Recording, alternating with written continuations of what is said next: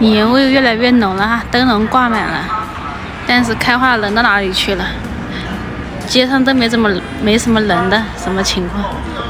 最近啊，彭博社的经济学家给大家爆了一个大料，说中国要遭遇自毛泽东时代以来最长的通货紧缩。不是说东升西降了吗？结果现在自己先把自己打趴下了。彭博社分析说，今年中国通缩都快连续2年了，到2025年还得继续。这是什么概念呢？自从毛泽东的大跃进之后，中国就没遇到过这么长时间的通缩。大家可能不太了解，当年大跃进把中国经济推下悬崖，后来饿死了多少人都没人敢说。现在这个通缩说起来好像挺好，物价越来越便宜了。但是你问问那些企业老板，企业都快撑不下去了，工人工资发不出来了，一发工资就亏本，那还怎么招人？我给大家算个账啊。现在中国的 GDP 平减指数，也就是衡量经济体里所有价格变化的指标，2025年预计是负 0.2%。国外那些分析师说，疫情前中国这个数字平均都有 3.4%， 从 3.4% 掉到负的，这说明什么？说明中国这经济啊，是从高速列车变成了龟速倒车。汇丰控股香港分公司的首席亚洲经济学家弗雷德里克·诺伊曼，人家看得可明白，说中国非常需要刺激政策。为什么？因为在全球其他国家，要想从通缩里爬出来，都得靠政府大规模撒钱。但是咱们看看中国政府在干啥，天天就知道喊口号，我们要防范金融风险。好，你防范吧，结果风险不但没防住，现在还把经济都防趴下了。说到这，我还得给大家提个醒，这通缩要真来了，可就不是一般的麻烦。房地产危机已经让中国老百姓损失了18万亿美元的财富，这是什么概念？相当于120多个恒大集团倒掉，花了一辈子的血汗钱买的房子，现在都快变成负资产了。现在你看国外那些大银行，摩根大通也好，花旗集团也罢，人家都预测这通缩的持续到2025年底。要真是这样，那可就热闹了。你看看现在的情况，房价跌，工资跌，物价跌，企业利润跌，税收也跌。这就像一个恶性循环，一个巨大的漩涡，把整个经济都往下拖。老百姓本来手里就没几个钱，现在看到价格一直往下掉，更不敢花钱了，都想等着再便宜点再买。结果越是这样，经济就越差。我这话说的可能有点不中听，但是大家想想，这不是我在危言耸听，这都是外国专业机构分析出来的结论。而且你们细想啊，为什么这些年那么多外资撤离中国？为什么那么多工厂从中国搬到越南、印度去了？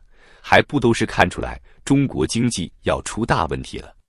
大家看看最新的经济数据，真是让人触目惊心啊！中国的 GDP 平减指数已经连续6个季度为负了，这是什么概念？这意味着整个经济都在通缩的泥潭里越陷越深。这不是我说的，是彭博社15位顶级分析师的一致预测。他们认为，到2025年，这个指数还会继续维持在负 0.2%。但更糟的是什么呢？这个负 0.2% 还是15个分析师的保守预测。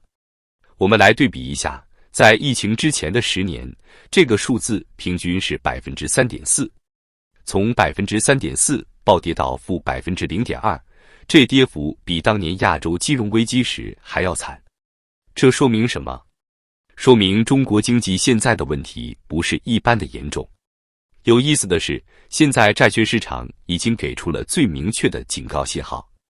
中国和美国的10年期国债收益率利差已经扩大到惊人的300个基点，这在历史上都是闻所未闻的。可能有人会问，利差大点怎么了？这意味着全球投资者对中国经济的信心已经跌到了历史最低点。标准普尔全球的分析师说得很直白，中国的出口和投资都会大幅放缓。他们特别提醒，就算特朗普还没有正式加征关税，光是这种不确定性就足以让中国的投资者望而却步。想想看，如果特朗普真的对中国加征60%的关税，那中国的出口还能剩下多少？这个局面让我想起了当年的日本。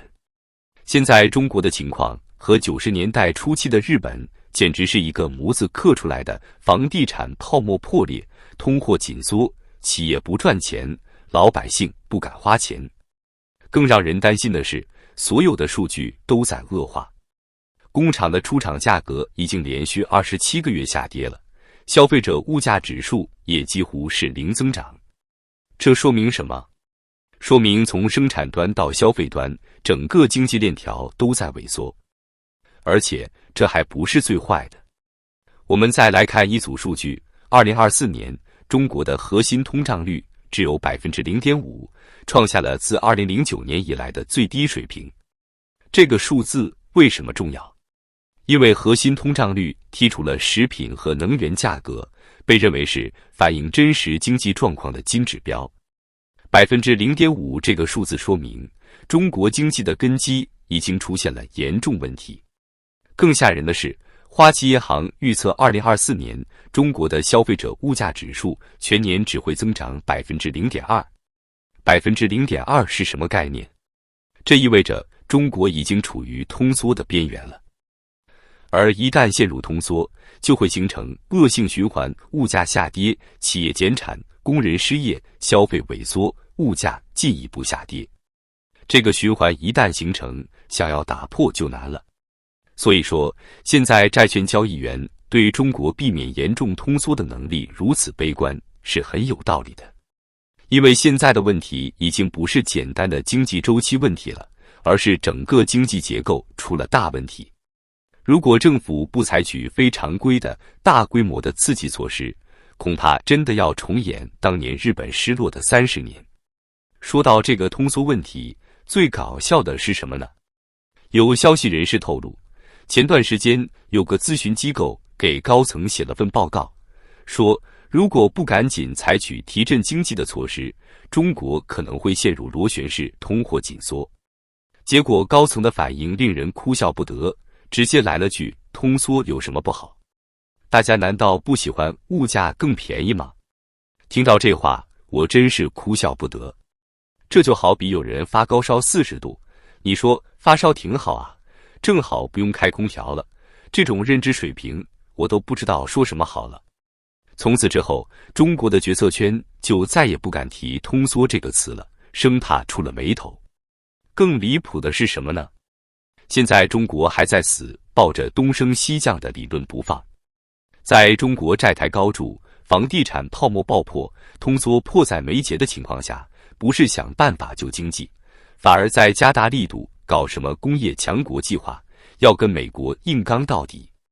这不是典型的头痛医头，脚痛医脚吗？我给大家举个最简单的例子，现在中国的房地产市场都快崩盘了，消费者信心跌到历史低点，但政府在干什么？还在继续搞什么白名单、保交楼这些小打小闹的项目。这就好比你房子着火了，但你不去救火，反而在研究怎么重新装修，这不是本末倒置吗？现在的问题已经很明显了，2024年中国的 CPI 才增长 0.2%， 创下了15年来的新低。汽车价格下跌 5.1%， 家具家电下跌 1.6%， 通讯设备下跌 1.7%。 大家想想，这些可都是支撑中国经济的支柱产业啊！现在不是涨价了，而是都在降价，这说明什么？说明产能过剩，供过于求，企业为了活下去，不得不打价格战。政府现在想出来的对策是什么呢？对6000元以下的手机给 15% 的补贴，还要把微波炉、洗碗机、电饭锅都纳入补贴范围。这不是又在刺激产能过剩吗？用补贴刺激消费，不过是在透支未来的需求，这不是治本的办法。最讽刺的是什么呢？去年年底，中国高层开会，对通缩问题的表述居然是保持价格总体稳定。所以现在很多经济学家在呼吁，中国应该设定一个2%的通胀目标。但问题是，就算设定了目标，你有能力完成吗？现在的问题不是目标定多少的问题，而是整个经济结构出了问题，产能过剩、债务高企、人口老龄化、房地产泡沫，这些深层次问题不解决，光喊口号有什么用？事实上，最新的数据已经给出了最残酷的警告，服务业可能在2025年面临更大的价格下行压力，原因是工资增长在放缓。这就是一个典型的通缩螺旋，工资不涨，消费不振，企业不赚钱，继续压低工资。这个循环一旦形成，想要打破可就难了。我这么说不是在危言耸听，而是这些问题如果得不到正视和解决，中国经济的未来会更加困难。现在需要的不是东升西降的大话，而是脚踏实地的改革。否则，不要说什么东升了，能不能避免自降都是个问题。